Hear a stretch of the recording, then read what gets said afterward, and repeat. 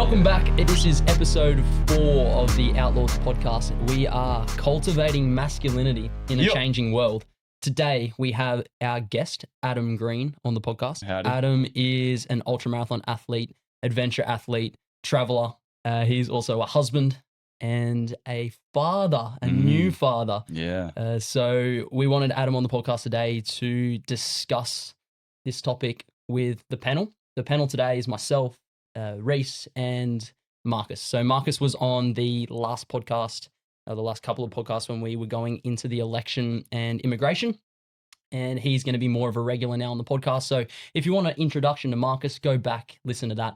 He is also extremely knowledgeable on this topic, and we can't wait to dive into it. Also, we're sitting to the left of me, my two coaches through my life. We've got Adam over here, who, when I was just a little boy, helped me a lot, showed me what healthy masculinity looks like. So it's a great, almost full circle moment having him here and having the opportunity to talk about masculinity, because I don't think there's anyone that's more knowledgeable and certified to talk about this topic.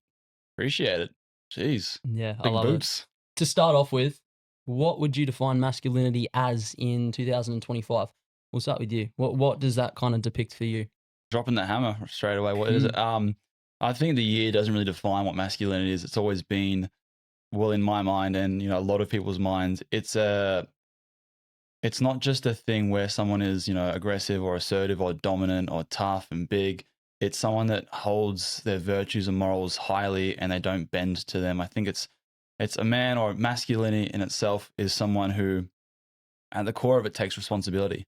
They take responsibility for themselves, for their health, mentally, physically, spiritually. They take responsibility for their family. They care for their family. They provide and they protect not just their family, their community. They are of service. Like, I think a man is someone who is responsible, who is disciplined, who has virtues and values, cares for himself, his family, and his community. Do you think fantastic? That, yeah, really good. How about you, Marcus? Would you agree with what Adam said?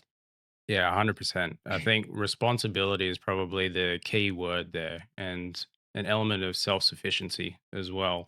I would say that maybe not the definition and the elements of masculinity have remained unchanged throughout our history. I think that the world has changed and the role of men within that world has changed somewhat. Women have definitely changed in their roles over the last century, and as a result, men have to change and adapt to the changes that women have made as well. When you talk about, obviously, traditional masculinity, it's a lot of the stoic kind of values and strength and things like that. And now we have a world where we're looking at, I would say, contemporary masculinity. In your eyes, is the change that men are now having to make good for the progression of society? Why or why not? The progression of society, the progression of society in masculinity these days. There's been obviously the rise of women, which we've spoken about on this podcast before. Men's idea of masculinity and their roles as a masculine man are, I feel like, fuzzy in a way. If they remain that way, how do you think the future looks for men? I think firstly we need to get clear on our wording, especially like in regards to men and women. I think the wording, like the rise of women, is a little bit, you got to get clear on that, because it's not like a battle between the two and one has to rise above the other. I think the push for women to take on more masculine traits and for men to take on more feminine traits has created this blurred kind of unknowing for both genders. And that's created, I think, a lot of friction, because when you don't really know what your role is or where you stand or what you need to do, and you have no clear direction, you get lost and you kind of fall into the abyss. And it's not like a rise of women and a fall of men. It's more like they become just disconjointed, if that's the word. Yeah. I think women have been really heavily pushed and influenced by the media, by social media, by, in the last 100 years or so, to be pushed into more masculine roles, because under the banner of like equality or self-sufficiency or independency. And I think that is putting a big division in the basic family traditional values. It's like the hard conversation, like equality. I think it's really getting lost in all these arguments because firstly, I will never be able to carry a baby. Okay, like biologically, men can't have babies. And that is such an important thing for the continuation of a human existence. And when we force women into this more of a masculine thing, put them into the workforce, make them work for a lot longer, make them feel like they need to, obviously if you want to and that's your thing, go for gold. But at the end of the day, we need to procreate to continue human survival. And women have that responsibility and men can't do that. So we need to be the support, the providers, the protectors to be able to like help that and cultivate that and let that flourish. So if we're talking like, I'm going on a tangent already. No, that's fine. Go on your tangent. Yeah, if we're like trying to create some kind of equality between the sexes, it'll never work out well because we have different roles, we have different jobs. We're not going to do the same job because we can't. And, the more you try and force that to, the worse the society will get because women need to be the ones to take care of the child because I can't nurse a baby. I got no booby milk coming out. Watching my wife give birth and take care of my son is the most beautiful thing ever. I feel like, somewhat helpless. I can't help her, but that's not my role, isn't to, nurse him and I can't carry him, give birth to him.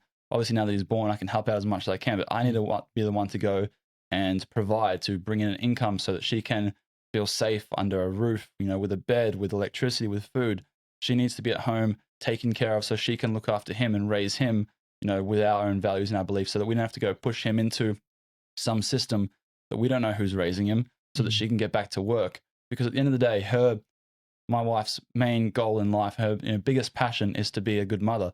And my goal and my main drive in life is to be a supportive husband and father, be the man of the family, to take care of them so we can all grow and flourish and do the things we want to do.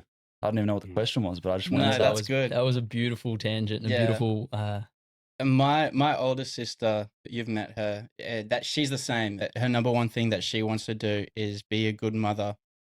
And because of the father in her life and the issues that caused that, and then her believing that she needs to step into a more masculine role, the more masculinity in a woman, the more difficult it is to accept and surrender as the femininity parts of it. And that's something she's struggling with and coming to terms with now. So like women can go for it, like be who you want to be and live in the world that you want to, have the jobs that you want to have. But when it's time to have children, there's going to be this conflict of like, well, who raises the kid? If you're in a partnership, does the father have to stay home? And then what does that do? Where it's like you said, there's a confusion of the roles and people don't know what they want. They go out because they're told what they need to go out and obtain. We had Caitlin on the podcast last week, and one of the things that she spoke about is she wasn't sure if she wanted to be a mother. Like she wasn't sure if she wanted to have kids. And she also described that from a young age, she was told that a woman has to be independent, don't rely on a man, all those sorts of things as well. And I've had many discussions with women around the same thing. So, yeah, it's an interesting time in regards to that. I've got a question. So, in your partnership, would you say you're completely independent in the partnership? As in myself, I'm independent? Yeah, in the family role. Well, I can't be independent because I need her to be able to have kids. I need her for like a love and supportive partner. Like I need her in my life because she uplifts the life. Like a good relationship, when there's the right balance of, like the masculinity, the femininity, they are so, like, it's so amazing, so beautiful. And I can, obviously live independently from her. And like, I wouldn't have our love and our family and our son. I would have myself and I would be, alone doing my thing. And that's a pretty empty way of living. So I want to say like, yeah, I could go and live by myself forever, but it'd be like a hollow living. I think that's the confusion that women are experiencing where they can be independent, but you can choose not to be and live in harmony and in a union where there's two different sorts of being teamwork. Like I hate that everyone's trying to make like you need to be independent and have your own shit sorted and then get a partner and like both of you need to still be independent. No, it's fucking teamwork. Can I swear on this? Yeah, go. It's fucking teamwork for sure. Like, oh my God. when I met Lara and when we started dating, when we got together, everything was just so in sync, and we were so compatible in so many different ways. Our values lined up, which was amazing. And we just became such a solid unit. And that unity is a huge thing for me. I've got a unity tattoo on the back of my neck, a unity of family. And I couldn't imagine a worse nightmare than becoming, growing old and being a 70, 80-year-old person without children around, grandkids, family, community. That is the life that, people are trying to push onto people is work, work, work, hustle, hustle, hustle, build these huge empires. And when you're old, you can sit back and enjoy all the money you've made. But I would blow away all that cash if it was just like sitting around, in a family house with grandkids, kids, great grandkids, cousins, brothers, everyone around. That's like the unity of it. And I think the biggest attack on, masculinity started when they were trying to divide the families, because men lost purpose and they lost their sense of service, because I'm here to serve my community and my family. And if I don't have that, I'm just going to fall back into some kind of self-pleasure, lustful way of living because I have nothing else to do. Or become codependent on your partner in the unhealthy way. Yeah, that's a whole nother thing we can go into as well, because there is a huge problem with that, because men aren't being, taught these traditional, or men, they become codependent on their partner. Firstly, because let's look back at like childhood and stuff. Like they weren't raised in a loving kind of environment. So when they hit the world and they're trying to find a partner, they're not looking for, a teammate. They're looking for a mother. And like the huge epidemic of the man child, like dudes that have become of age, they're over 18, they're adults, they're men to society. They're still young boys because they haven't gone through this rite of passage. They haven't become the man they need to be the provider, the protector, the mountain for their family. I look at like masculinity as like you're the mountain. Whatever storm like blows through, you'll just stand there, rock solid, steady, and in all your caves, all your family will dwell safely. And like you need to be that, but men aren't being given that chance to become that because of this. I don't know, the way that we're raised, the culture, the comfort culture. So we're just having like a huge epidemic of fully grown adults that are still, boys. I think the lack of a specific rite of passage that you have some challenge presented to you, you overcome it, and then it's done, and then you are a man. I think the fact that that is missing from our culture is what leads to this epidemic of man-child, because we still have these like challenges that we give to ourselves when we are going through that late adolescent period. We still seek out these risky things, but the challenges that we set upon ourselves are not the same as what they were in traditional cultures. And what we have now is like you get to your late adolescence and we have this sense of competition amongst ourselves and we're yearning for these challenges. But the way that develops is who can drink the most, who can take the most drugs, who can drive the most recklessly, who can be the most degenerate gambler. And the thing with these challenges is there's no end to them. There's no definitive point where it's like, okay, I've taken these risks and now it's over. These are all just bad habits that develop. And then you have these guys who are in their late 20s and they haven't grown out of these bad habits that they developed as a late teen when they were supposed to be reckless, when they were supposed to be testing themselves, because there's no end point to it. You have this massive group of men who are still just fucking around and not accomplishing anything. And yes, they're approaching their 30s, but they haven't changed anything about themselves fundamentally. And they've just got these bad habits that they need to kick. Yeah. We're all wearing hats now as well that say make men manly again. These are Adam's hats as he's designed. Tag my Instagram, you can DM me if you want one. 100%. They're pretty cool. They're pretty cool. So in the creation of these hats, you obviously have identified that there is a problem and you need to make men manly again. If you want to elaborate on that a little bit.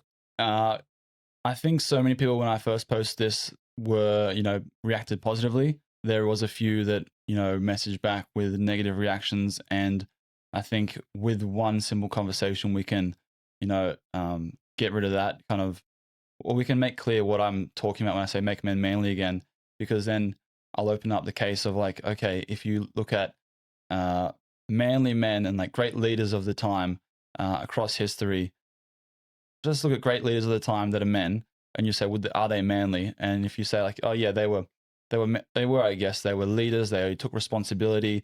They, they didn't kneel to tyranny. They pushed back against it. That's the biggest thing that we're lacking in now is men taking a stand for their values and beliefs. There is no real from what I see in like the Western man, and you know, I can't speak for the whole world because I don't really see it, but from what I see in my own backyard is men, they lack some kind of, they have some kind of moral compass perhaps. They have some sense of virtues and morals, but they lack the spine to stand up to them because it's too easy just to kneel. Life is so easy now that you can just be like, okay, oh, I know that's wrong, but I'll just go ahead with it because you've, you know, tried to take away something that I want, so I'm going to keep that. Like, you know, our freedom was threatened very heavily in the last like 5 years. And a lot of people just kind of crumbled at a small amount of pressure. Imagine if that was a heavier attack on our freedom, if you were to crumble at such an easy thing to stand up against, which we, you know, got through pretty easy. You know, times were tough, but with a bit of spine, it wasn't that hard. Imagine if that was a worse threat on our freedom, and most of our men would just crumble and say, yeah, let's just do what they say because, you know, it might seem wrong, but, you know, they're just telling us to do it, and like, whatever, let's just kneel to that. Imagine how bad the country will get now, our society will get, if men just continuously get chipped away at and kneel to all these evil things that the world is presenting to them. There's a great quote that I think encapsulates that. It says, hard men create good times create soft men create hard times. And I think we can all agree that the last 100 years, 200 years have been pretty fucking good times. So what's the next point in that cycle? Soft men are going to create hard times. We can't picture it now because life has been so good and so comfortable for so long. But I think there's another quote here: those who don't learn from history are doomed to repeat it. There are many civilizations throughout history. The Romans are probably the best example of this. They achieved a standard of living far greater, far better than any civilization had prior to them. But in that luxury that they had created for themselves, they became soft. And eventually the hard men from other cultures came in and took everything that they had. And I think that I've spoken enough about that on this podcast, but the fact is we have been getting softer and other parts of the world haven't. And if we don't address this problem right now, within the next decade, we will be up for some very, very, very hard times in the not too distant future. Well, there's a lot of talks of wars, and there are many different wars happening all across the world. And we're fortunate enough not to be involved in that. But for the situation that if we were to have to go to war, and we've got the statistics of the military and the bare requirement that has been greatly reduced, which you'll talk about because you were in the military, and the standard of health and man has greatly decreased here in Western countries. And the idea of the average man in Australia having to go to war and protect this country is very frightening. Yeah, look, I've got one little statistic I'd like to bring up. In the USA, 80% of 17 to 24-year-olds are deemed unfit for service. Is that 80? 80. 80. High. They're either too fat, they've got mental health issues, and it's like, that is a serious issue. But I have a cousin who's in the military, and she says that some people get too anxious to perform a basic fitness test. If they've got something coming up, they'll talk to their NCO, their commanding officers, and they'll say, hey, I feel too anxious about doing a few push-ups tomorrow. Can I just not do it? Like, that is standards have fucking dropped. Ridiculous. Standards continue to drop because the people who are in charge, I think they're heavily pressured by, you know, political reasons, and the goals have been kind of lost. Like, if you want to make a war machine, you need to have high standards. If you drop the standards, it might not seem like such a big deal, you know, in the barracks around on the job kind of thing. But when you go to war, standards are everything. And if you drop those standards, if you allow those standards to be lowered in order to get more diversity in, or, you know, to get more people in because you can't fill the roles, you're going to have a big issue when shit does hit the fan and these people can't stand up and do the job. Yeah. And yeah, I think as soon as people start trying to lower the standards to bring people in, that's when you start having a real shit show. We've been prioritizing inclusivity over efficacy, and that is not a recipe for success in the long term. That's I think that's such a garbage thing that the world is doing, trying to hire based on, you know, color, gender, all that jazz. It doesn't give, like, I don't give a shit about sexual preference, color, race, any of that. And obviously you'll be like, oh yeah, you're just like a A straight white dude, how many times people have said to me, like, all right, I don't give a shit about that. Show us your character. Show us your mental fortitude, your physical fortitude. Show us what you can accomplish and your competency. If you're competent for a role, you'll get it. If you're not competent for a role, you shouldn't have it. If you think you deserve that role or you should that role because you were born in a different country, you look a different way, you think a different way, that's total bullshit. If a job needs to get done, you want the best person for it. And if you think you're the best person for it, apply for that role. If you can't do it, don't cry about it. Just get better. Yeah. There's that saying where it's like, it's not what you know, it's who you know. It's almost like that as well, where if you're extremely educated and you've got the physical prowess and that's what you know, and then there's people that are like inclusive and they know someone that's higher up and they just get the job because they know someone higher up. Yeah. It's just another reflection of that too. On the straight white men thing, there's a crazy statistic from the US. There was a study done in 2022 where a hiring company interviewed and surveyed 1,000 hiring managers, and 1 in 6 of those hiring managers had been told to exclude white men. Like, if you have a white guy applying, throw the resume in the bin. And what was the reason? Because he's a white guy. Inclusivity, because he's white. Interesting. What's the fitness test to enter the army? Currently, the minimum standard is, well, let's go back to the 1990s, actually, because like we were talking about, the standards have dropped. In the 1990s, the BFT, the basic fitness test, included a 5-kilometer run, push-ups, sit-ups, and pull-ups, which had to be passed every 6 months. Today, the run has been cut to 2.4 kilometers, or you can do a 5-kilometer walk. They no longer have to do... Are you kidding me? I'm not kidding. You can do a walk if you want. Keep going, it gets worse. They don't do pull-ups at all anymore, and the test used to have to be passed every 6 months. Now they're only tested every 12 months. It's pretty slack. Like, it's very slack. And watching it firsthand, like, obviously the run 2.4 Ks, it's like 12 minutes you have to get in, which is very achievable if you just put a little bit of effort in. The whole thing is extremely achievable to pass. They make it that way so that people don't fail. It's extremely achievable to pass, and yet still people want to find loopholes to not do it. I think if you're trying to create, a war machine, war fighters, having people just scrape through, just past the bare minimum, there should be a heavier hammer thrown at those people, because this is people's lives. This is a country's, lives at stake. And Absolutely. when you start to drop standards, we used to be known, Australian Army used to be known as one of the best armies in the world. Like, obviously a much smaller country, but soldier to soldier in comparison to the rest, we had such high standards, and that's dropped quickly. And I think they're realizing that now, and they're trying to swing back the other way. You can tell when you start to see the advertisements, because for a long time, the ads were these like happy-go-lucky, like kind of diversity ads and whatnot. And I want to set this real clear right now. I don't give a shit about color, creed, race, all that stuff. I give a shit about character and competency. And now the ads are going back to dudes being warfighters with a high standard, because they're like, holy shit, we lack these people that are going to get the job done. We need to get more in. But for so long, they've been treated like shit, like they just been treated like little duds because they wanted to hit some quota. Yeah, there was a crazy advertisement from like 2021, 2022, that kind of era, Biden's America. It was all animated. This is the US Army. And there was this brown girl who had 2 dads. And it was about her story of, both my dads are gay and blah, blah, blah. And now I'm joining the military because I found somewhere that I can belong. And then the post that I saw, it finished the American ad, and then it went to a Russian ad that was playing at the same time. And it was all jacked, bald dudes fighting each other, blowing shit up, shooting guns, jumping out of planes. And it's like, I want to join that army.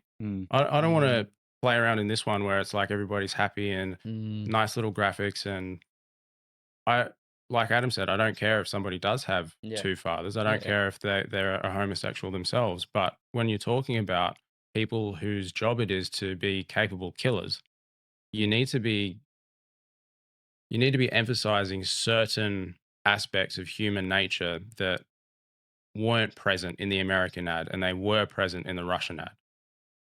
Yeah. Do you think, obviously in the past, it was compulsory to go into the army from, what was it, 18? Certain countries, basically after school or 18, and now it's voluntary. Yeah. Is that change? Do you think it should be still voluntary to go into the army Well, I in think Australia? there's a good current example of this, and that's in Korea, where they still do have mandatory military service as soon as you finish high school. There was a streamer who went to Korea. His name is Johnny Somali. He's this just really disrespectful, like clickbait engagement, just doing nasty shit to get views. And he went to Korea and he went up to this statue that was a little girl, and it was to commemorate the peace between North and South Korea after the war. It's like this revered statue. And he went up to it and he was twerking on it. I think he poured a beer on it. He was like feeling it up. And this is obviously incredibly disrespectful to the people of that country. Everywhere that he went, the men in that country were just beating the shit out of him on site.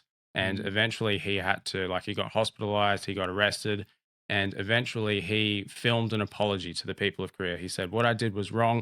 It was incredibly disrespectful. I'm sorry that I have offended your culture like this." If he was to do something similar to that in Australia or the UK or the US or Canada, I don't think he would be met with that same response. I don't think that we have instilled a sense of national pride, a sense of community, and a sense of these are the traditions and the morals that we uphold. And if you breach those morals, you will be punished for it. Mm. What I want to know of your experience in the army a little bit going into this. Did you like it? Yeah, it was great. It was awesome. I think it was really necessary for a young man who didn't have, too much good role models growing up, didn't have any guidance really at all. Going in and just getting basic work ethic, figuring out that if I put effort into something, I will see better results. Figuring out that I am much more competent and capable of learning and of doing hard things than I thought I was. Instilling like a deep sense of confidence in myself to be able to get things done, to be able to endure and sustain hardship. I think it's really important. That's what a lot of our young men lack. And I think at a young age going in is great. That's what we're really missing. What I believe is like not to think too grand on a world scale for this and just bring it right back to the family and right back to our very own homes and our backyards. Just instilling in the young boys of today that they are strong and competent and capable if they put effort in, that if they believe in something, to stand up to that, stand up for that belief, and just to, I think virtues, morals, and values have been thrown out the window. And a big, obviously, reason is social media and TikTok and all that jazz. They've just completely desensitized these kids' brain, where it's just, they scroll through the most craziest shit ever, a constant stream of anything people can do to catch attention. And they're just completely numbed out to reality because we've brainwashed them, really. It's terrible. And so a big issue with boys growing up and not becoming these manly men isn't, not necessarily like a physical thing's a huge thing, but it's just a lack of other men and family being there to support them, to help them, go on that journey and to grow and progress and realize they can do hard things. They can achieve a lot if they set their mind to it. They, build that confidence in them, build that resilience, build that toughness, instill in them that moral compass that's so important, because they see these TikTokers and these viral people doing the most crazy, disrespectful, horrible, wild stuff for clicks. They think that's normal. They can go and do that and not have repercussions. And that's a problem in today, is all the youth crime, getting slaps on the wrist, not having firm repercussions for their actions. So they think life is just a video game. It's just a reel. They can go and do the dumbest shit. They'll get a slap on the wrist, get sent back out. And that's because our soft system is too scared that if they, punish someone, that they're going to get in trouble. And people are too scared to stand up for their own beliefs. We all know that, armed robbery, grand theft auto, all these things are really bad things to be doing. And these youth, they don't know any better. So we need to let them know that that's a terrible thing and you're going to have to face the consequence. You have to take responsibility for your actions. But they don't. They're not held responsible. They just get a slap on the wrist, sent back out. They do it again and again and again. And that's why people are growing up and becoming these irresponsible, these disrespectful, these boys with lack of values and morals. I think if we take it back to the rites of passage thing that we were talking about earlier, if we did have a system where straight out of high school, you're a young guy, you get sent to 1 year or 2 years in the military, you would be instilled with all of the values that Adam was talking about just then. And it in terms of fostering a harder man or a more masculine man, there's a great quote attributed to Thucydides from ancient Greece. And he says that the society which separates its warriors from its scholars will have its thinking done by cowards and its wars fought by fools. Mm. And what we're missing today is the blend of those two elements. You should be physically strong and you should be smart. You should be educated. And we've got this class of men now where it's like you rarely see the mix of those two things. You rarely see a very well-rounded man who is both a warrior and a scholar. You have smart guys who are, really skinny or fat, or you have manly men who are just fucking meatheads. It's like if you want a robust society full of men who can take care of themselves and take care of their families and ward off the wolves if there are times of trouble, you need to blend those two things. And I think that taking a young man straight out of high school and putting him through some kind of military training for whatever period of time we deem necessary, that will go a long way in blending those two ideals. You've spoken about social media. Is there anything else underlying what we're seeing? I would like to touch on that really quickly. Yeah. I think social media is a really good point, but I think this is something that's been happening for a very long time and it's only amplified because of social media. I think we're seeing post 2000s, any sort of media in the Western civilization, a man is not presented as someone that you can put faith in. I think any father, say Modern Family, like the dad there isn't a strong masculine figure. He's a bit feminine. He's a bit goofy. Even Luke, the son, he's a silly idiot. And there's no true representation in media where you can look up to a man from a child's perspective. Whereas there is women, there's like powerful women in TV shows that women can look up to, but it's something that we're also missing in those sorts of media. That's such a common trope. You have the dad who is just a goofball and like comedic effect, and he doesn't have his house in order. And then you have the wife or the daughter who is like the voice of reason, and she has all of the solutions. It's it sets a really bad example. Yeah, and the other one that came to my head as well for what men look up to as well is Charlie from 2.5 Men. You know how he's like super sleazy, never has a partner. That's the other thing. thing. And he teaches his nephew to like try and be the same. And his nephew like loves it. 100%. It's really cool. If you do have an example of a competent man, he's usually a womanizer. He's got substance abuse issues, and it's like, he's fucking killing it in like Suits or Mad Men. You've got these guys who are at the top of the pyramid, and those are the people that we are taught to idolize and taught to emulate. But those guys, they don't have a family. They don't have children who they are imparting good values on. It's like, okay, you've got the family man over here who's a fucking loser, or you've got the man over here who's got all the money he's got. It happens in music as well, like idolizing rock stars, rappers. They've got all the women, but they don't have a family. It doesn't sell. I think the bottom line is the extremes of anything is what sells, because people get excited because they fantasize about dipping into others, the extremes of things. If we want to look at, great role models, it's pretty clear. I'm going to say Aragorn. I'm going to bring it back to some Lord of the Rings, where all the men in that, they have compassion, they show love, they give up, they sacrifice for their community, for their, for their country, for their realm. All the men there, they will sing and they will cry and they will show good quality feminine aspects and strong masculine aspects. They have everything dialed in. And obviously men, we are, a lot of the world, we are far from perfect and we have a lot of issues we need to work on. But the idolizing of these rappers and this crazy extremes and these womanizers and these huge, powerful, successful men that have no family and they just drive the sports cars and they live this luxurious life. But if you just put on a dad that took care of his family, you know, was loyal to his wife and cared for his wife and his family, and he was a good, virtuous man, people would be like, boring, switch that off.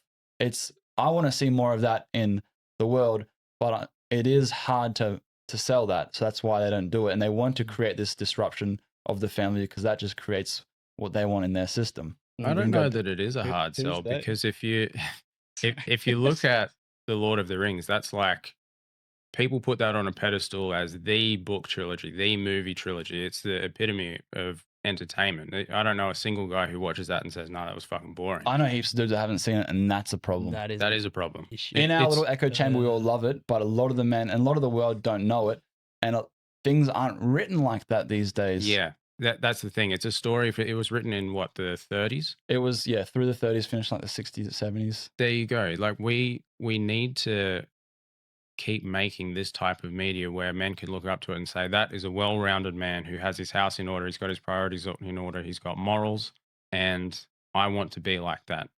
I think that it's a conscious decision by the people who run the entertainment industry rather than a lack of interest from normal people. Perhaps, yeah. Because chicks fucking love Aragon. Dudes love, everyone loves Everyone Aragon. loves Aragon. He serves his people selflessly. He poetry, sword fighter, king, warrior, fucking healer. He is the GOAT. And even Samwise Gamgee, like, fuck, he's a little bit feminine, but God, he's got that dog in him, Samwise is a great, and then he went home and smashed the bird that he was after. It's not just smash the bird. After the rite of passage. He married the bird. He married her, bro. Many kids. That's the crucial thing. Yeah. Everybody listening to this, you need to have at least 4 children. I think that is seriously, it's funny, but that's serious. 4 kids minimum. There's been a huge push of people like not having kids because the cost of living and the housing crisis and all that. That shouldn't stop us from continuing our bloodline. I think it's so easy just to fall victim to what the media is telling you what is hard, because we've got a kid, we've living on one income, and I freaking love life, and people think that it's going to be hard because they're living this, they're taking all the money they come in, they're spending on this life that they think they should be living with their self-love, they're spending all their money on clothes and lifestyle. If you just adopt your lifestyle to a little bit of different living, kids don't cost much, like they just drink breast milk and it comes from the woman, and that's on tap. Once they do start eating, they'll just eat a little bit of your food. They're pretty small. Once they grow up, obviously you got to feed them, and if you want to take them to school, obviously that costs more, but that's an awesome responsibility to have, and I want to be able to earn as much money as I can to give them a life. And it shouldn't be like I'm scared to have kids because I'm scared it's going to cost a lot. Like I'm not a fan of men, especially because I always hear it from dudes, people not living a certain way because they think it costs too much. But if I was to go and audit your freaking spending, I'd find so many areas where you could just reel it in a little bit. For example, race tickets, these ultras, they cost a fair bit, and people are always saying like, I don't want to do it because it costs a fair bit. But if you just prepared ahead a little bit, if you just put some money aside, if you go and work a little harder, work a little longer, gain some more money, find a new source of income. Money is pretty easy to create once you start thinking like that, not in this like scarcity kind of mindset, trying to have it all in and then spend it on little bits of things all the time. Like if you just buy your own food or go hunt your own food, it's free to a degree. It's not a bad thing to have kids. I think is the most greatest thing a man and woman could do with their life is to create a family.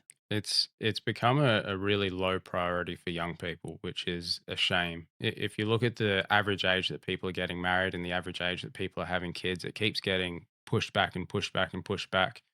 My mum told me this really fucking scary thing the other day. I come from a big family, Italian Catholics. My mum has 7 siblings, so I've got like 21, 22 cousins. She told me that of all of the cousins, I am the only one who is actively saying, I want to have children and I want to have a lot of them. That is suicide. For a culture, that is suicide. And exactly like Adam is saying, we just have our priorities in the wrong spot. Like, if you look at the people born or people living throughout the Great Depression and prior to that and after that, they had a lot less than us, but they didn't stop having kids. I think that what we're missing is hope for the future. When I talk to girls, especially, that I hear a lot more often that women don't want to have children than men. And a lot of that is because they look at the world around them and they say, I don't want to bring a kid into this world. Or I don't want the responsibility. I don't want the cost. But people have brought children up in much harsher climates than we have today. The fucking bubonic plague. 1 in 3 people died in Europe over 20 years. That is fucking crazy. But they didn't say, you know what, world's fucked, I'm going to stop having kids. No, we met the challenge and we soldiered on. It's this I believe nihilism and cowardice that has crept into our society now, where we just throw our hands up and say it's too hard. I think it's just laziness. Like it's the bottom line. It's like a bit of laziness. Like they're scared of more responsibility, perhaps, but it is the most rewarding thing, and you'll find out so much about yourself. And I think women are having kids later and later because they're pushed harder and harder. They think they need to be like this boss gal, independent, grow their company, and they're scared to stop working and throw away all this career they're building. But the family, like the mothering, is like probably from what I see, or almost every mother I've ever spoken to, I don't know any that would say different, is like, oh, it was the greatest thing in my life. Yeah. Having kids was the greatest thing in my life. Man, I get this really crazy window into the female experience through my partner. And this is something that comes up a lot. She actually nearly broke it off with me at the start because I said that I wanted to stay at home wife. She thought that that was like manipulative and domineering and she'll never have any freedom and blah, blah, blah. And after sort of explaining my perspective, talking about many of the things that Adam's already mentioned, how it's a beautiful thing and it's a partnership, and it's not that I think any less of you because you're not working. She eventually came around to it, but her perspective initially was that women these days can't trust a lot of men to be that provider. And if we look at the, I looked at the income statistics for Australia. To be in the top 10% of earners, you need to be making over 180,000 a year. To be in the top 1% of earners, you need to have over 360,000 coming in per year. Realistically, there are not a lot of guys out there who are pushing hard enough to be able to bring in that kind of income. And people want a comfortable life. Like, we don't, whether we like it or not, people don't want to give up the breakfasts out and the little pleasures. That we want to keep our current comfortable, happy lifestyle with little luxuries like that. And women, it's not just about the little luxuries. It's about, if I don't do anything and I put all of my trust into this man, is he really the kind of man who can provide me the type of life that I want? And the answer for most men out there today is no. Like, young women are out earning men. They have a greater percentage of young women own property than men, and women are more educated than men. So they're looking at the dating field like, I make more than you. I'm more likely to have a house than you do, and I'm more educated than you. Why should I give up my career and put it all in your hands when you're doing worse than I am? Go girls. The underlying thing there, what I got from that is men just don't want to work hard anymore. That's what I was driving at.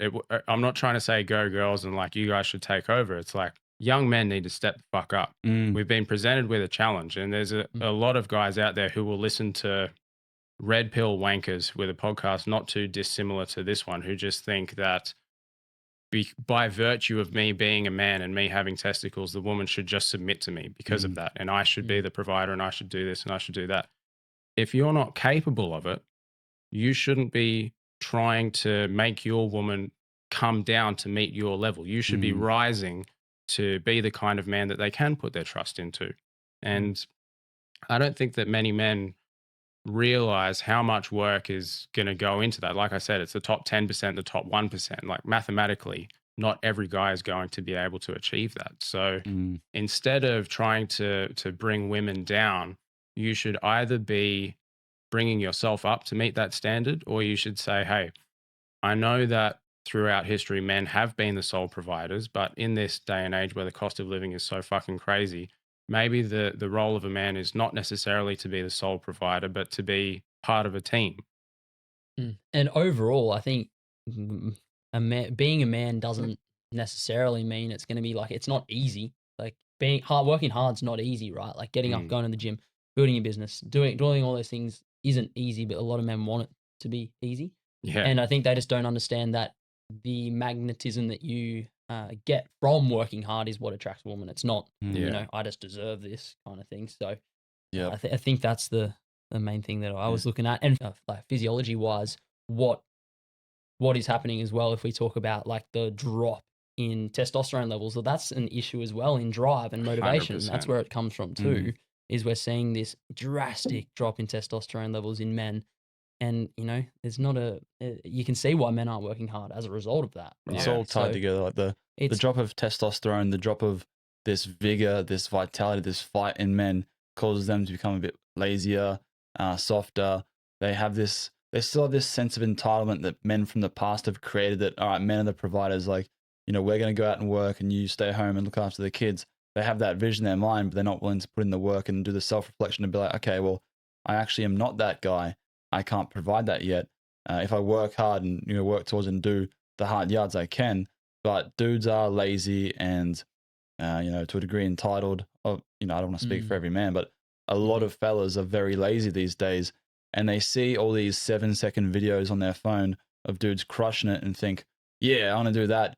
And then they spend 3 days, 4 days trying. You know, it's too hard. I'm just going to go back to the easy thing. And they take that comfortable, easy option because they don't realize that all these things take sacrifice. They take a lot of work. They take a lot of time. They take effort. But shit, that's like, I wouldn't have it any other way. Exactly. I wouldn't have it any other way. I want that grind and that hard yakka, because at the end of the day, once I do that and when it's done, I can sit back and think, all right, I'm confident in myself that I can do this.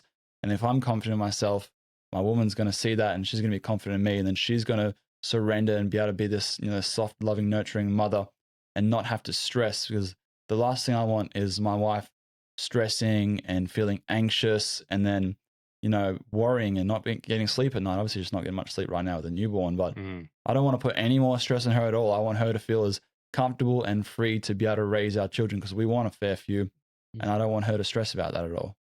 I think touching back onto what Marcus said not too long ago about rites of passage, I think because a lot of men haven't experienced true moments of resiliency, they haven't tasted it, and therefore they don't know how important it is. Like, there's obviously things like childhood trauma and experiences that suck, but when you put yourself through things that you have control over and you're really in it and you have choice over it, and then you go on the other side, you can feel proud of yourself and you understand and you become so much stronger. So I think every single one of us at this table has done moments of rites of passages and the continuous of resilience training. For you, Adam, what was your first rite of passage, and then what do you continuously do to keep that resiliency?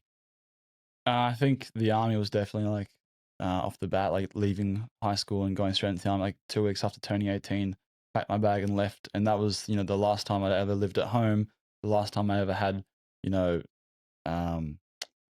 dependency on someone else. Going into that straight out of school, proving to myself that I can achieve these hard things, and if I put the effort in and spend the time learning, spend the time training, I can, you know, achieve these great things. The thing is, though, you're right, like it's a constant, never-ending thing. You can't do it once. You got to do it every day, and you got to do it forever. And that kind of scares people. That's exciting because, like, you can't do one thing and be that guy that, oh yeah, 20 years ago I used to bench, you know, 2 plates or whatever. You got to be like every day, you know, the rent stew kind of thing. And I think people don't want to go over that first hurdle. Even they don't want to even go into that first hard place because it's very uncomfortable. And we've created a culture that's very, very easy to live a comfortable life now. If you kind of just lean into those, the way the system kind of wants it, or the way the world is right now. But the constantly doing those hard things like the ultra marathons and just setting these challenges for myself will constantly remind me that I'm capable, and that confidence bleeds into all other areas. And if there's something that, you know, I need to get done, or something that is worrying me because it's going to be a tough thing, like I've got experience in doing tough things, so I can go into the next tough thing and do that as well. And those kind of David Goggins has that awesome reference, like the cookie jar, like all these hard shit he's put into the cookie jar, and he constantly can, like, in the hard times, be like, oh yeah, well I did this, I did bad water, I did buds like 3 times or whatever, I did the Army Ranger, all that.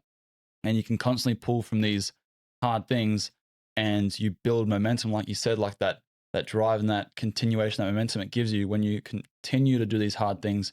You can keep pushing and pushing and pushing.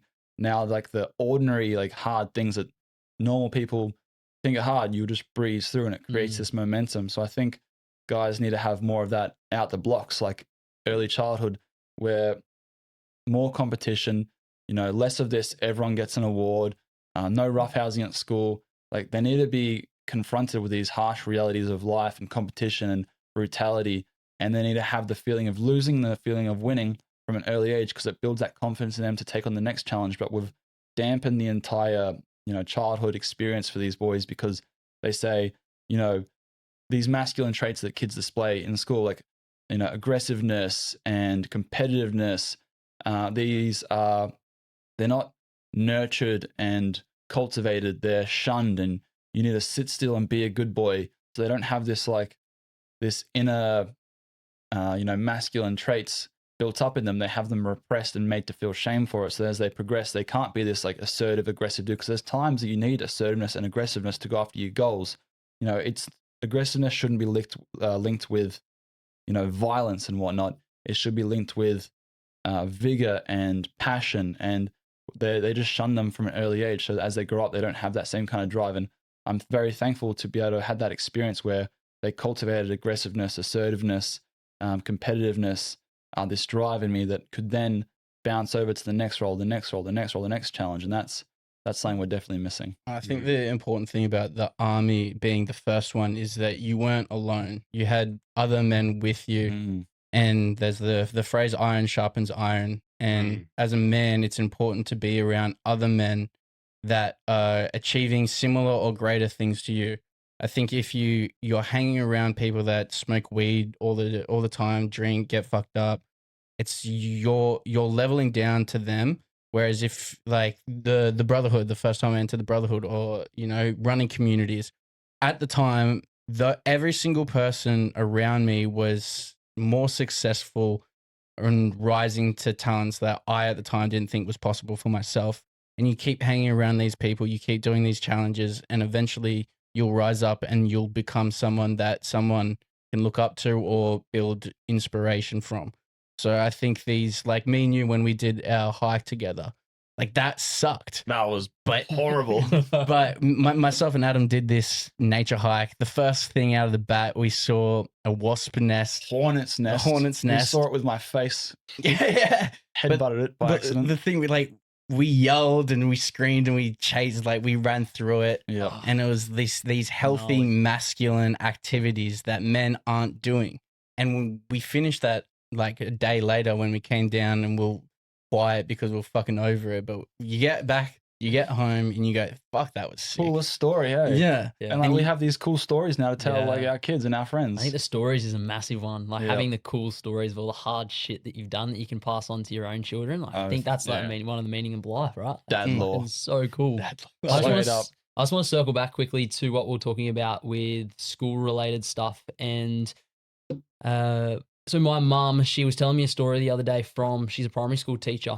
At the school where I went as well, there used to be all the climbing equipment, and you used to be able to climb trees and things when I was in primary school. Now they got rid of the climbing equipment, and now you get a detention if you climb trees. Oh my God. They also now have to hire sporting equipment. You're not allowed to bring your own. You've got to hire it at school, and it's now with money. No, go hire it, and rather than kind of keeping it out. Like, for example, when I was at school, the sporting equipment was just out in the yard ready for you to use. But now kids have to go hire it, and they're like nervous to go do that anyway. They're putting barriers in place. They're now not allowed to like swing on the monkey bars. They're now not allowed to climb trees. I have a story from New Zealand where kids are actually allowed to do all that still, and they're allowed to wear no shoes on the thing, which is fucking so cool. But that's just a representation of what's actually happening from a young age. Is they're like, these boys aren't allowed to be young boys. They're not Yeah. allowed to like climb the fucking thing and then fall down and hurt themselves. And I think Yeah. that's a fucking Yeah, big I went problem. to Kingscliff High. Shout out Kingscliff High, fucking shithole. Proper prison. They have the bars up, not to keep people out, but to keep the students in. Proper prison. The highest rate of suicide in men probably in Australia at the school. And because students kept getting bullied, they did this program where you would stand up to your high school bully and they would pretend to have a fight with you. And then you'd stand up and go, stop, there is no fight. And then you'd walk in rotation. Yeah. There's no, it's the complete suppression of aggression and masculinity. And then imagine going up to your high school bully and they start picking on you. And then you walk up to them and go, stop, there is no fight.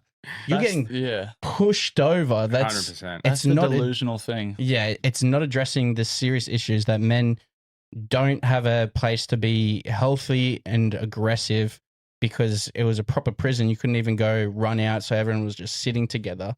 And of course, there's going to be a pecking order at school. And instead of teaching the children how to, be self-defensive and use your words in intelligent ways, it's just more suppression, which is a serious problem. I think that's a terrible way to deal with things because throughout life, you're going to face adversity. Bad things are going to happen. And if your response to that is just to say, stop, I don't like that. Like, that's not a man. That's not somebody who's going to be capable of dealing with the trials and tribulations that life is going to throw at them. I think we should be going the complete other direction in schooling personally. I think we should have mandatory wrestling or jiu-jitsu or boxing or something like that for men. We should be... For everyone. For everyone, for women as well. I've been a martial artist my whole life. And when you are in a gym and you're competitive with each other and you're learning how to defend yourself, you're learning how to be aggressive as well, which is important in life. You were talking about aggression and competitiveness being phased out of the education system. Those two things are drive. If you are not aggressive or competitive, you're not going to go after what you want in life. And we should be pedestalizing those things, not penalizing people who exhibit those traits. We should be putting people into situations where they're facing adversity and they have to dig deep within themselves to overcome that.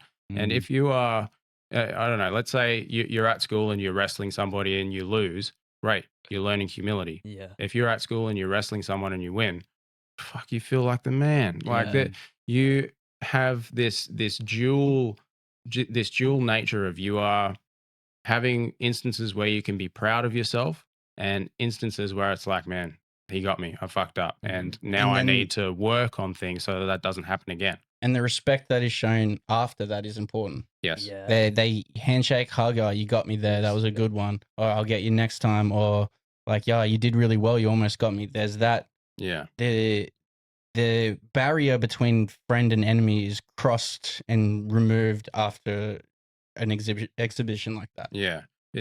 Something interesting happening in China right now. They have addressed the fact that their testosterone is in the toilet like the rest of the world, and that their men are less masculine than they were a few generations ago. And they now have a government initiative where they are cultivating masculinity and preventing the feminization of adolescent males within the schools. They're hiring more male gym teachers to exert more masculine influence. They're placing a higher emphasis on physical education and ingraining the spirit of masculinity.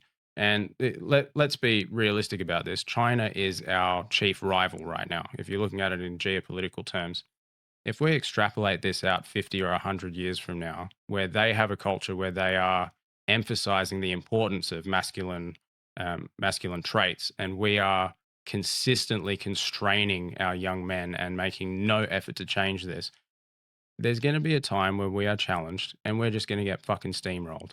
That's the reality of it. We need to be realistic about this and say, hey, we being men of European descent, we literally conquered the entire world. Only 2 countries today have not faced European colonialism. That's Mongolia and Thailand. Everybody else was ruled by Europe at some point.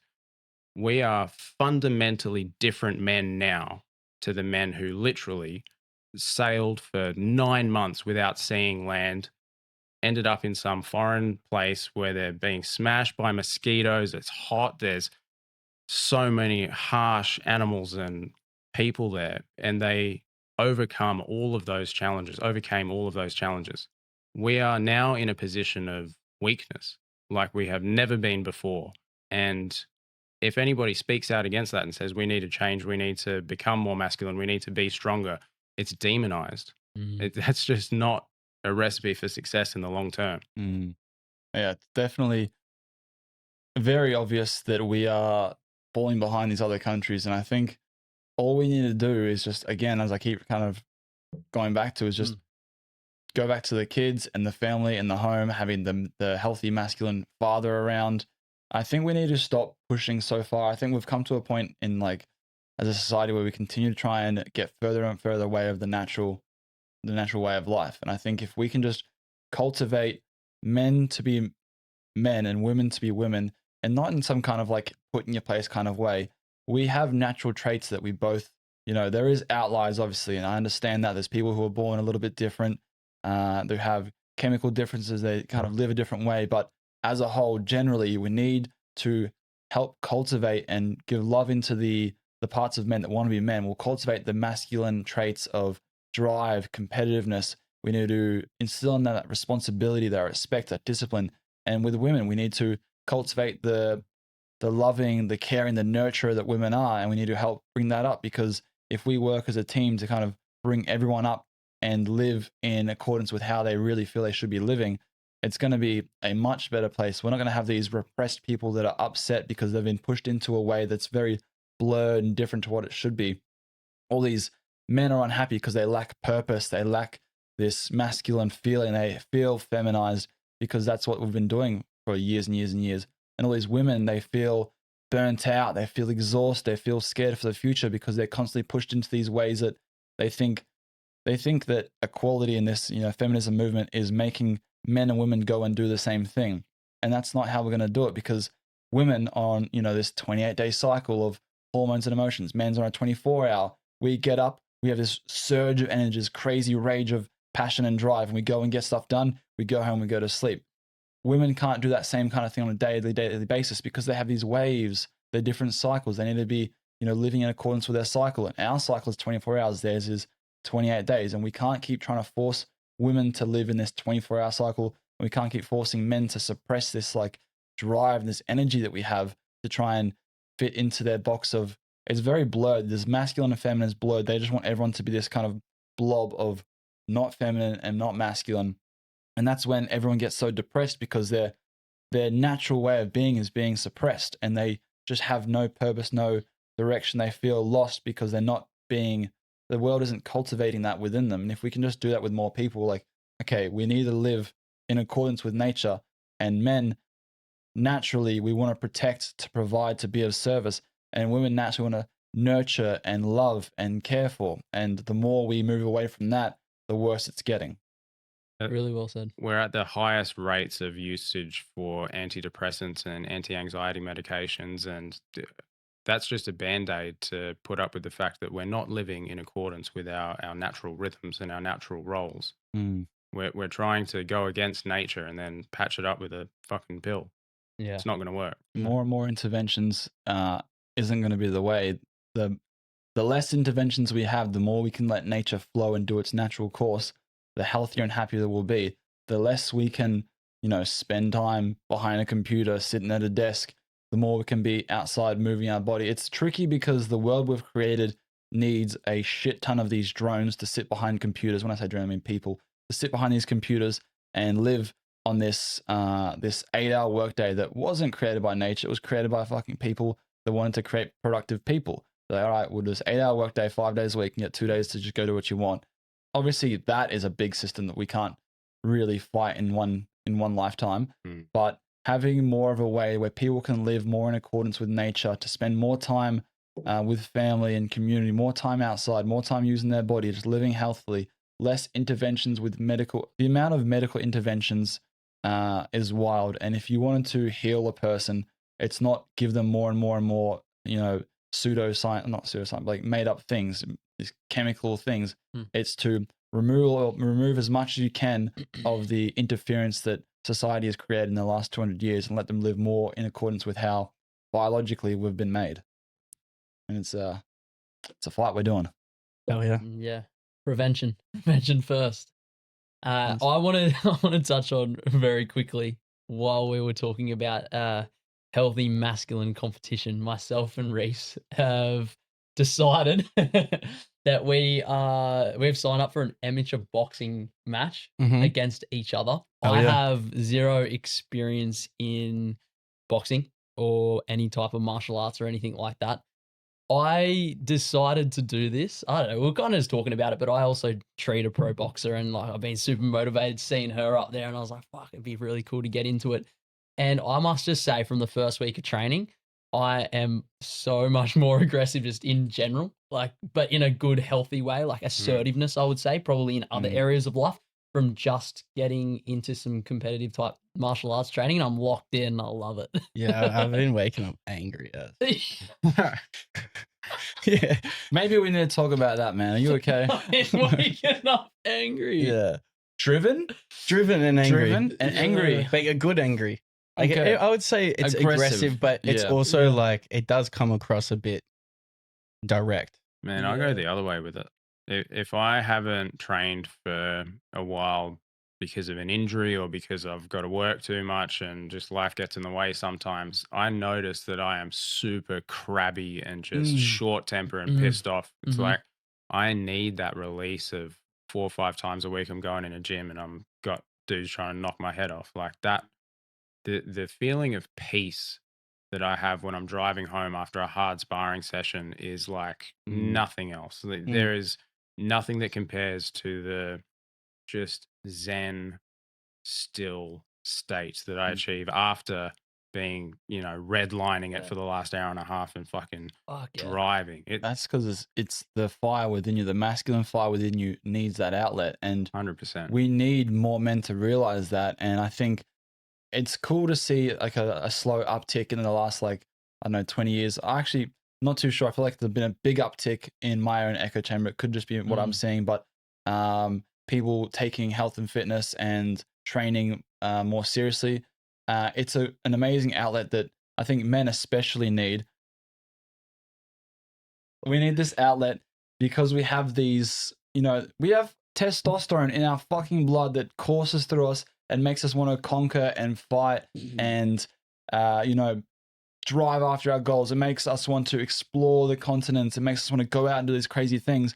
But we have no real outlet for that because everything is just kind of here for us. We've created this amazing, nice, comfortable society where we don't need to go out and fight for our community. We don't need to go and protect from invaders or invade to get some more food. So we find things like the gym and training and martial arts, running, all these different outlets for this energy we have. Because if I was to sit pent up all day in a little cubicle or something, I would want to just go home and rip through things because I'm like, I have all this energy, but I'm not letting it out in a healthy way. And that's when real problems come in, is when men don't have this healthy outlet for this aggression we have.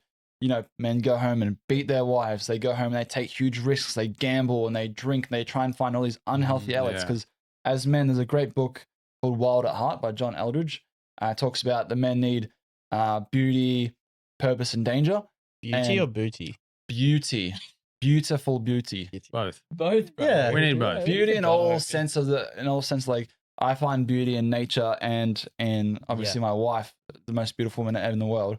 But beauty in a sense of like art and creating, and you go and you paint something beautiful, like you just sit there, you look at a sunrise or a sunset or a scenic thing that's beautiful. But danger and this kind of outlet for this testosterone we have, because if you were to go jack up females on a bunch of testosterone, they would feel how we feel, and it's wild for them. I think some lady told a story about it, whether it's true or not, that she accidentally got rubbed on some synthetic testosterone at a lab, and she was like, holy shit, I'm like horny and aggressive and all this stuff. That's how we are. And if we don't have this healthy outlet for it, and we don't have a bunch of other men creating a path for men to go down to let it out, it comes out in such horrible ways, where men go and abuse substances, abuse their partners, abuse the internet, all these different things. And that's where I think you said it yourself, like you need this outlet or else you would go crazy and get real crabby and angry. 100%. And I think that's like a great example is every martial artist I pretty much meet, anyone that's been doing it for a while, and even myself when before going through army stuff and do like other kinds of martial arts, I was more prone to getting into fights with people. And after all that, far more calm and understanding and far more empathetic and far less likely to get into conflict in the street, because I'm just like cool, calm and collected. I don't want to fight because it's just, there's no winning anything if I go fight someone in the street. There's no cash prize.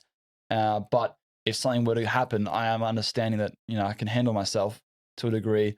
And I think men that don't have that are the ones that get all loud and hot-headed. Yeah. And they're the ones that cause all the trouble and have all these like crazy outbursts. And then they give shame to, men again, because men are dangerous, men are toxic, men are disrespectful, they're rude, they're violent. But it's because they haven't been given a healthy way to let that out, because we have that in us and we can't deny that. Yeah.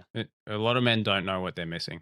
If they have never trained a martial art, if they've never been in a fight in a controlled environment, they don't know the peace that you can achieve and just the general level of confidence. If I didn't have I don't know how long I've been training now, like 10, 12 years or something. If I didn't have that experience in martial arts, I don't think that I would approach life.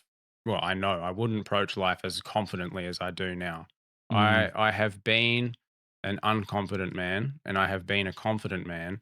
And I believe that the confidence and the way that I carry myself is the result of all of the training and all of the adversity that I've voluntarily put myself through.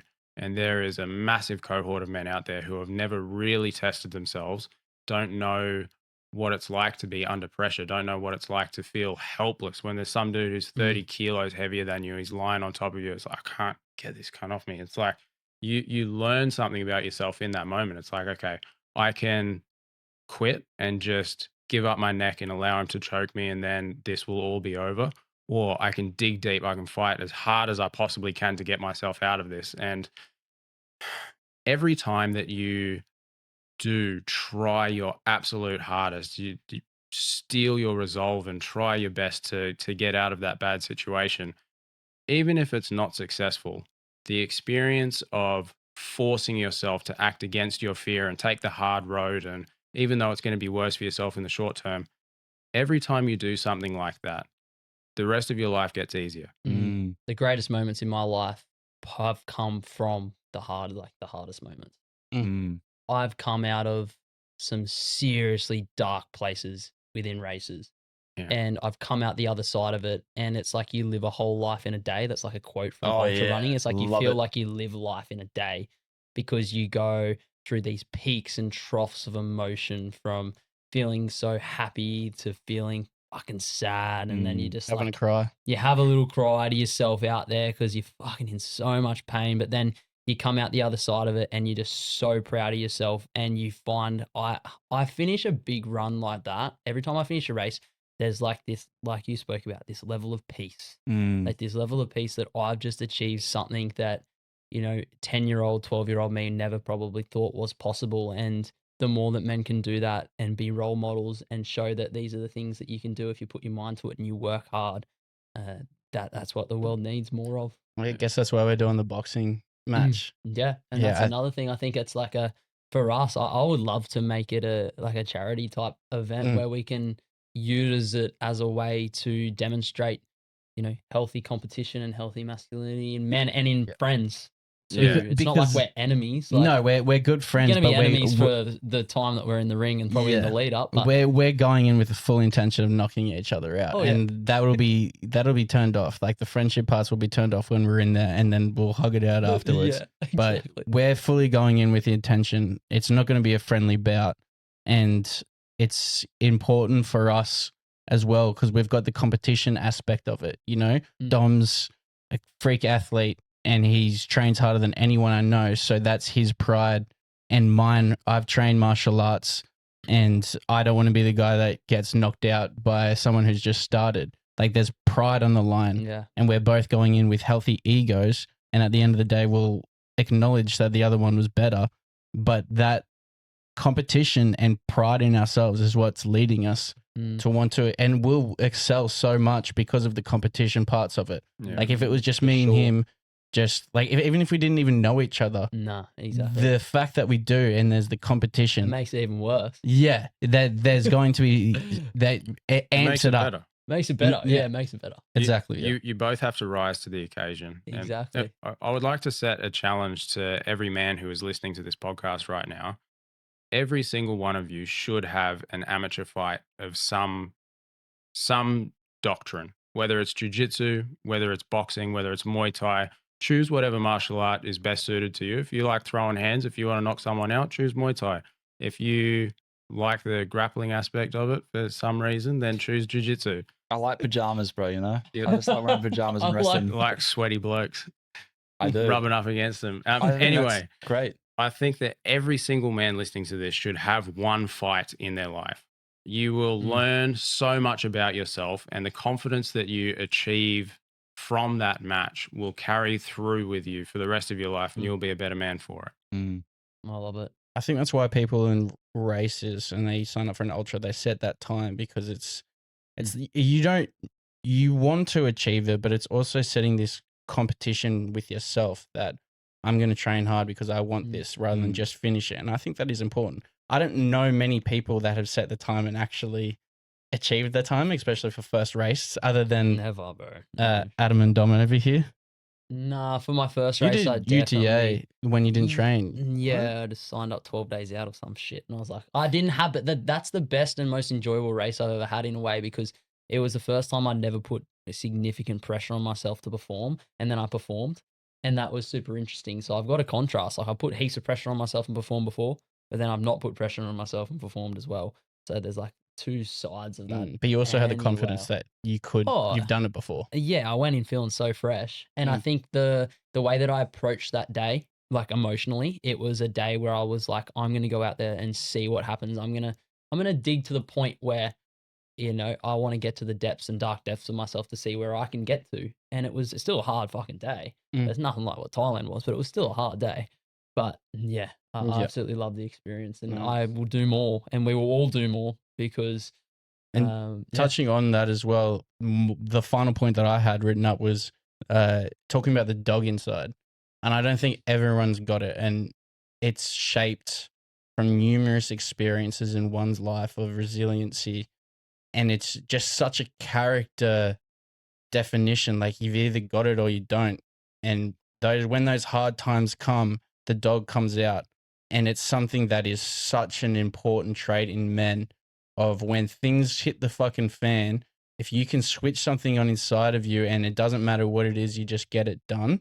That is just ridiculous. It's a superpower, right? I think it can be developed though. Absolutely. You said like, I think it's something like everyone can develop. You've just got to put yourself in the situation for it to come out around a supportive environment that gives you the ability to like break free and just do it. Yeah. Which is why being in a cohort of really strong brotherhood is so important because it then allows you to express yourself. It allows you to find that or tap into that side that you couldn't find yourself and someone else might be able to find it for you, that then you can bring it out and give you that perspective. And then once you get it, then I think the most important thing for me that I found from my experiences in men's communities and things is every single time that I achieve something, I want to level up and be around new people that make me want to level up even more. And I think that's the biggest journey and something that I find hard now is like, I want to level up again and again and again and again. And I think it's just for me about exploring and getting into places that really challenge me. And that's why this boxing thing for me is a new avenue and a new challenge because I'm now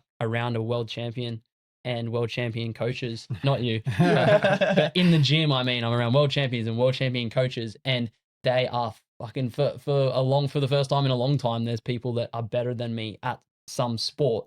And it's like fucking really cool. It's so cool to be around because I'm like, I'm the amateur little underdog dude here. And now I've got to prove myself and this is fucking awesome. And so that's us too. We've got our big thing for the year of striving towards, but we've also got Adam over here. He's doing something very incredible at the end of the year. Would you like to touch on that? I really would. I still want to touch on this stuff a little bit more. Like, Okay. Before we get in, I Talk to think me. the conversation we've just had has been epic because a lot of it has been based around like in the gyms and in the communities with people around you that are, helping you, that are doing better than you, that are pushing you. With the subject of that dog in them, I was like, yeah, I think everyone has it if they need to tap into it. And then for the last like maybe 5 years or so, 4 years full time, I've been coaching in a gym and online with physical and mental and spiritual kind of stuff. And I was always chatting with my brother. My brother is like me. He's like a carbon copy, maybe 6 years older though. Not maybe, he's 6 years older. So he's just got 6 years of more experience, and we're very similar in the way we think and act because we were raised in the same place. And I was chatting with him, and I'm like, man, I'm trying to like get these guys, get this dog out of him. He's like, some dudes, they just don't have it. And part of me believed him, part of me was like, I'm not sure. And I had this one particular dude that when he joined, I was like, I tried my best to coach him. I'm like, he's just such a pissant, but he kept showing up. For a long time, he was such a pissant, but he just kept showing up, and he just never really pushed hard. He just kind of showed up, was social. And over time and time again, showing up, slowly, this dog in him started, and now he's rocking up, and he's looking so much more jacked, and he's like, hey man, like, how the fuck are you going, man? I'm like, I'm out here, I'm feeling great. He's like in his late 40s or something, and he's getting after it, and he's like, look at me, watch this, he's flexing and stuff. And when he first joined, he had not an ounce of muscle, not an ounce of fight.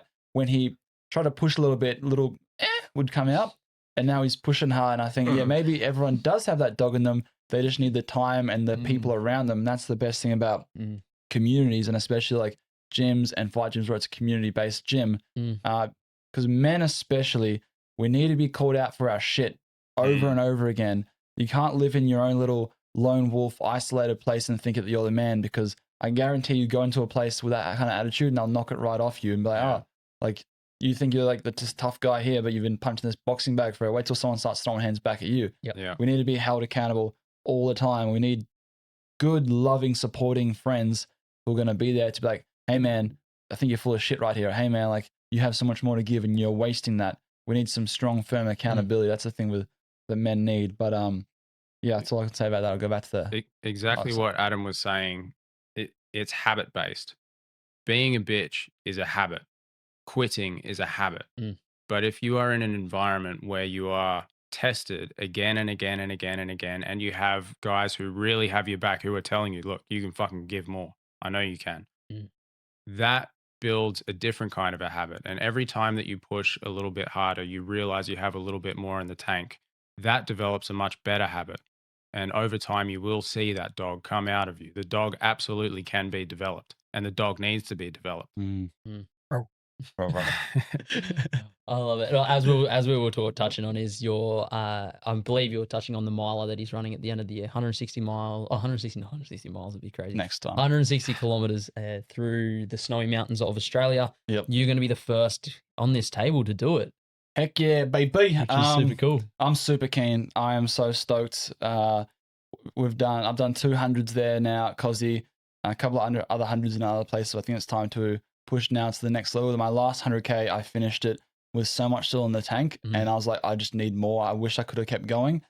And now I'm excited to step up to the plate and just absolutely have a journey on this one, running it with my good mate Sam Ferrier, looking for a charity to raise money for that one I trust, because there's a whole lot of charities out there that all the money you raise for them goes into their pocket, into their payrolls and whatnot. So I'm trying to find one that's more reliable. I want one that's a good cause, and I think something that's based around what we're talking about here, where it's helping the youth, like the men, the boys, helping people who are in need of purpose and direction. I definitely think all these charities, I want to aim towards helping children, because I think that's where you can make the most impact in someone's life as they're young. If I had more good, strong male role models around when I was young, I think I would have had a much happier childhood. I know I would have. And I want to try and create that for other boys of the world. So, 164 kilometers, 5,000 meters of elevation in one day. Leading up to that, I've got a touch of a few smaller ultras like 50Ks and stuff. I'm getting ready for it, so I want to hype that up heaps. Thinking of charities, if anyone knows one and they think they can point me in a good direction, please comment on here or wherever, get in touch with me. But yeah, I'm super keen. I'm so obsessed with ultras now. It's wild. It's fucking cool. I also have another challenge. I almost want to challenge men as well to put themselves out there in support of young men in the community as well. in whatever way this might be. I know that Reese is a support worker. He works with young men too. Yeah, I look after my nephew. And he as looks well. after his nephew as well. I coach an under 18s team down at Kingscliff Soccer. And the reflections that parents have given me from my time there is they say to me, we're so glad that these boys now have a male role model to look up to, which is so massive. And when I got told that, like, I was so emotional because I'm like, holy fuck, these boys have all grown up with female coaches and female teachers and all these sorts of things. So I think that is another way to develop strong young boys, is for the men that want this to happen to also step out into the community and create some change as well. It's not just good for us to talk about these things. It's obviously going to have an impact for those that listen to that, but there needs to be actions as well. So I like that a lot. I think that's an important one too. Is there anything else you want to touch on before we finish? No, that was a great conversation, It was guys. a really good Thanks, conversation. fellas. I was Good really stuff. happy with that. Thank you, Adam, for coming on. Lots of knowledge, lots of insight, excellent stuff. Also, Marcus, thank you for being on once again. Always a pleasure. It's always a pleasure to have you on, providing insight. That's us today. Thank you for listening and listen. Go follow Adam Green Oh, yeah. at Adam Green on Instagram. I think the best one for them to follow is the new one. Adam Adam's Green Strong. Adventures. If you want to Oh. follow both, there's Adam Green Strong Yep. and Adam W Green _. There's Yeah. another Adam W Green out there. You I'll got find your him. two. Yeah, I'll but find him. yeah, go follow Adam. And just follow his content as he prepares for these ultras. Like, he puts out some really cool content in some really cool places. He's got a cool drone that follows him and stuff as well, if you want to get a little bit of that. Mhm. Yeah. And one thing as well that I'll touch on, we've talked a lot of masculine features of strength and resilience here, but another one is kindness. I think that's an important virtue that men need to have. It's kindness and compassion, and that can look like so many different things. Compassion is the hard love, because that's what the people need. Compassionate like for people and yourself. Yeah. Yep. Good stuff. All right, episode 4. Catch you all on the next one, episode 5. And yeah, we'll see you then.